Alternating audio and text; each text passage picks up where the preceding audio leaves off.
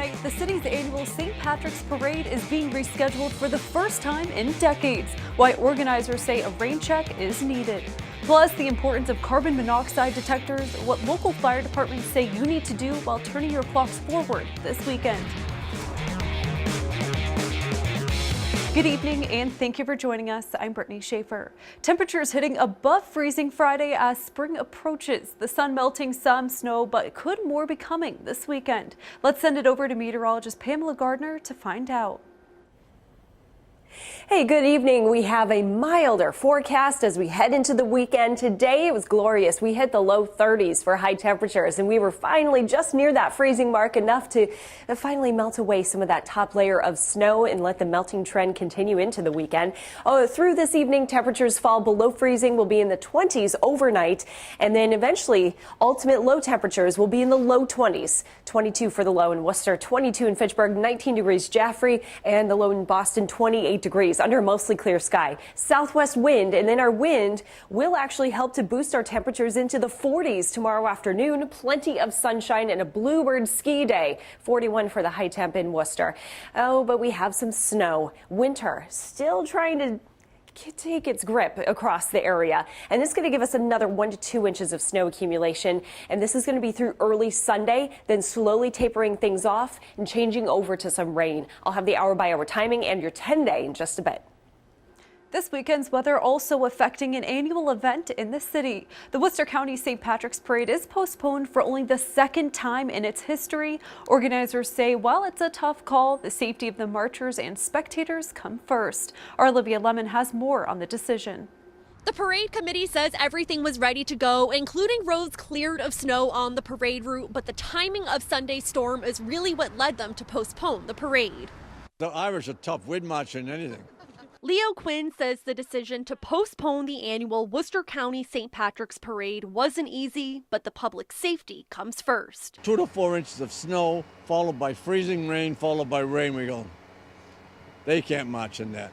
Or the people couldn't stand along the side and watch it either. It's only the second time in the parade's 37-year history the committee has had to postpone. The last time was in 1994. We had a blizzard that day. A lot of people are affected by the fact that we're postponing this parade, and we appreciate their support and their patience with it. Parade Chairman Mary Ellen Murphy says the show will go on 2 weeks from this Sunday, and she's thankful for the businesses who were also impacted by the change. Businesses on Park Ave, they got calls this morning. They've already got their parties already. Park Grill is one of those affected businesses. Owner Eric Pearson says they've already started to reschedule vendors. 10 minutes ago, I just turned away 50 cases of beer. Unfortunately, it has to go back on the truck and back to the warehouse. Pearson says it's the busiest day of the year for the restaurant. He expects to see more than 5,000 people on a parade day with nice weather. This is our biggest day of the year.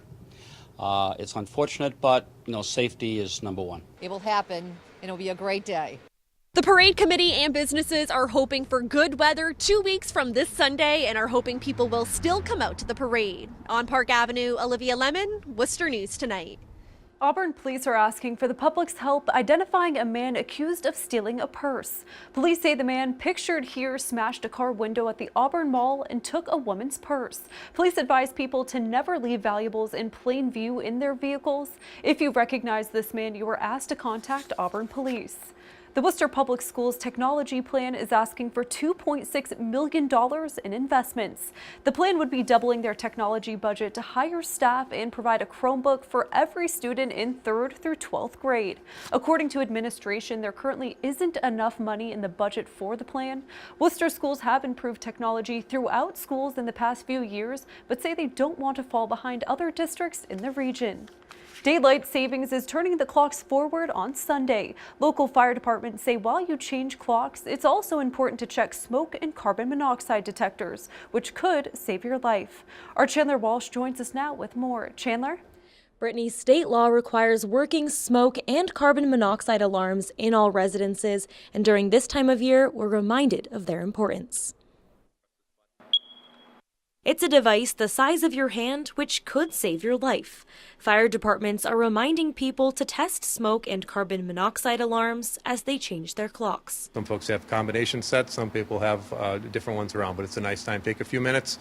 If it's what it needs to get one of those changed, then just change the battery. The Sterling Fire Department says alarms with conventional batteries should be changed every 6 months and checked regularly. That chirp, chirp, chirp either means you need to change the battery or that has come to the end of its life. This week, the department responded to an elderly man with carbon monoxide poisoning. They say he left a garden tractor running in his garage, and the home didn't have working carbon monoxide alarms. He was unresponsive, not breathing too well, but we ended up getting him back in the ambulance, and on the way to the hospital, he was starting to come around a little bit. In Worcester, the fire department's Education and Outreach Division teaches residents about alarms, both smoke and CO.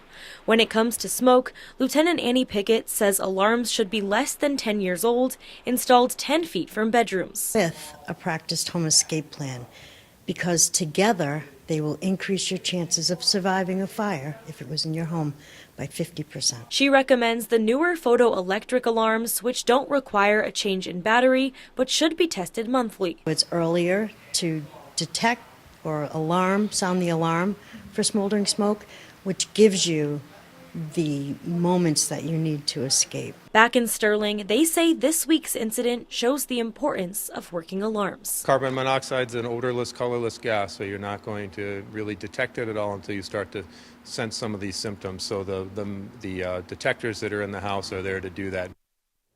Clocks are turned forward 1 hour on Sunday. The Sterling Fire Department says they're lucky they responded when they did. The elderly man is expected to make a full recovery. Chandler Walsh, Worcester News Tonight. The road to the VEX World Championships is coming through Worcester. 70 high school robotics teams from across the country are competing at Worcester Polytechnic Institute both today and Saturday. This is the first year WPI has held a VEX robotics competition. Organizers say it took 2 years to put together. They say it's a big competition for Worcester to host.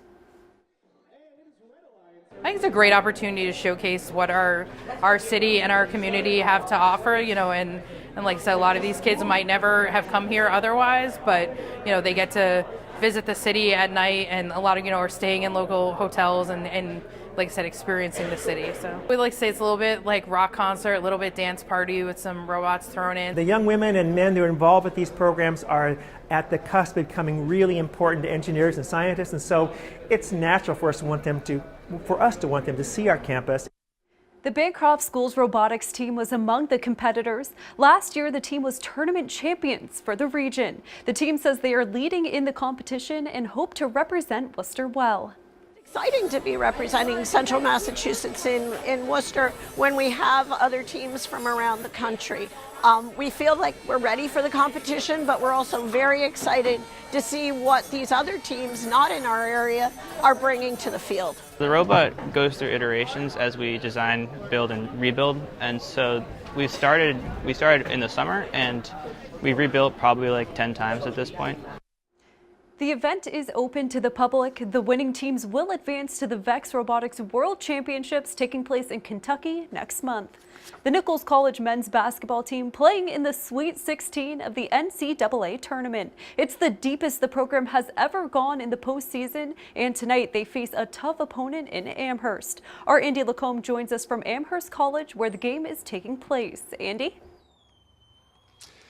Brittany, this Nichols men's team had to beat a very good Rowan team on their home court a week ago to punch their ticket into the Sweet 16. They'll have to do a very similar thing tonight, this time against the number 7th ranked team in the country in Amherst College. Amherst is a perennial power in the Northeast, and for their part, Nichols knows they'll be up for a big test tonight, and the guys, they think they can meet it. It's going to be about defending. It's going to be about rebounding, especially with Amherst length. And then we'll have to play in transition and run right with them and try to generate some pretty good looks, and play very unselfish on the offensive end. So either way, it'll be a lot of fun. We like our pod. It's a pod with, obviously high-level players and some great coaches in there as well. So it'll be a lot of fun. We have to be focused. From here on out, it's going to be teams that we're going to play in. They're both high-level teams. We just have to stay locked in, and they're a really good team. They're balanced, like Coach was saying. If we play our game like how we've been playing, I think we'd be able to take them out.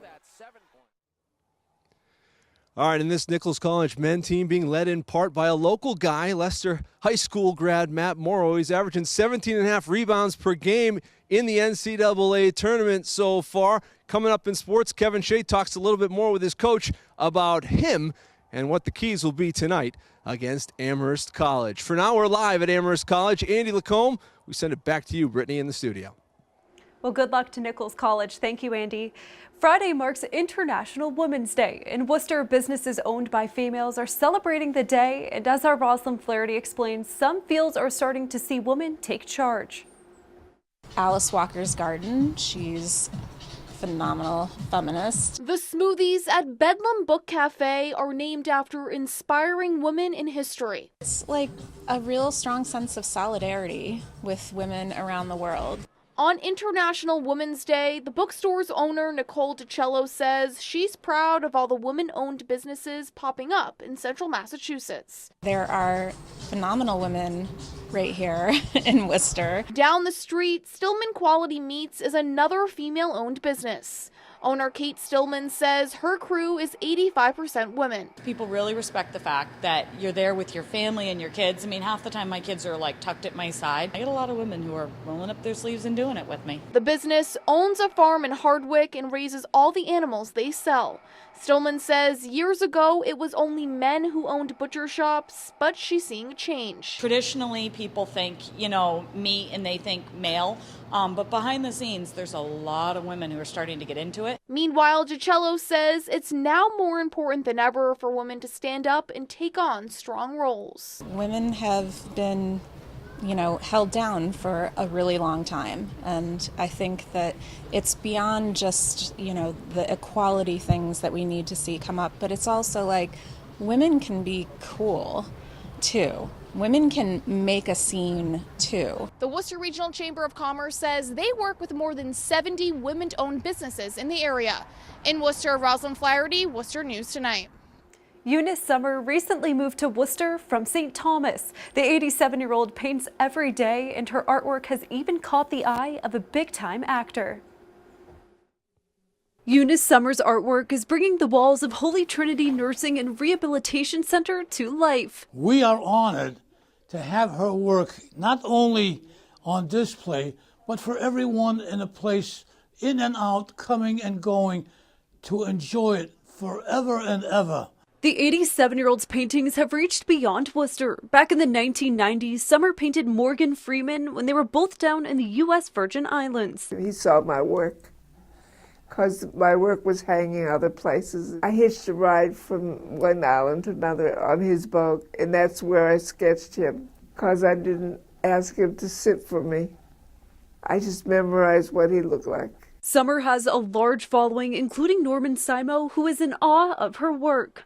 Not only does it entertain and show the beauty of life, but she captures the heart and soul of the individual. Summer moved to Worcester from St. Thomas last year. She says she paints every day for herself and for the people who enjoy her masterpieces. I get unbelievable response. It was wonderful. I told them what kind of feeling they got from the painting. That was very gratifying.